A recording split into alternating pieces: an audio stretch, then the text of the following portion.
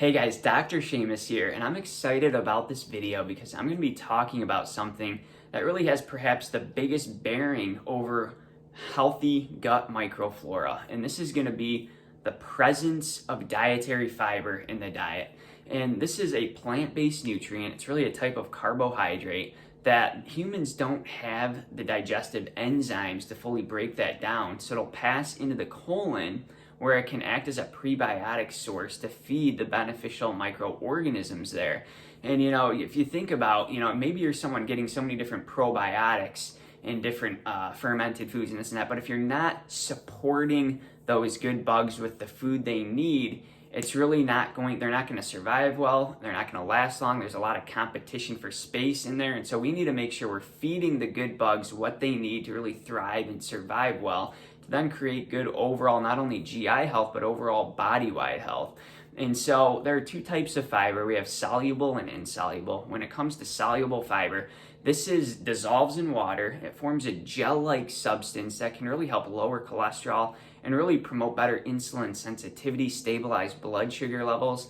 Whereas then the insoluble fiber is not going to dissolve in water. It's going to add bulk to the stool and allow things to move through the system quicker. And there are four main food categories that contribute dietary fiber. And so these are going to be fruits, vegetables, legumes, as well as ideally gluten-free whole grains. So when you think about fruits, things like banana, especially unripened banana, can offer resistant starch, which can be beneficial. Apples, and be sure to keep the skin or the peel on, which is where most of the dietary fiber is. Berries, avocado, these can be great sources of fiber from fruits. When it comes to vegetables, so many different vegetables, but just a few to mention: broccoli, carrots, beets, asparagus, Brussels sprouts. These kinds of things can be great options.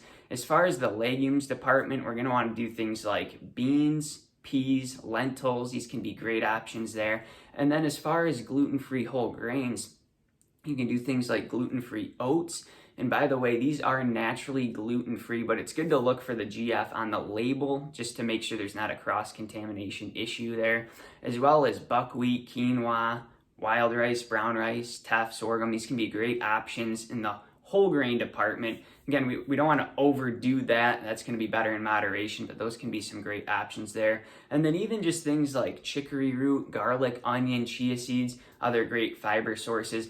But basically, again, these are going to allow the good bugs in the gastrointestinal tract to be fed these prebiotic sources to help them thrive and to really ward off dysbiosis and a lot of the other issues that can come from an unstable intestinal environment with things like leaky gut and permeability. This can also help minimize a lot of gas and bloating as things get stabilized and sorted out and in a good healthy range. So it's just my recommendation. See if you guys can implement some more of these dietary fiber sources. Again, most people are not getting enough, so we need to really bulk up on these, and we'll see benefits in our digestion and our gut health as well as our body-wide health. So thanks guys for watching this video about me talking about the benefits of fiber.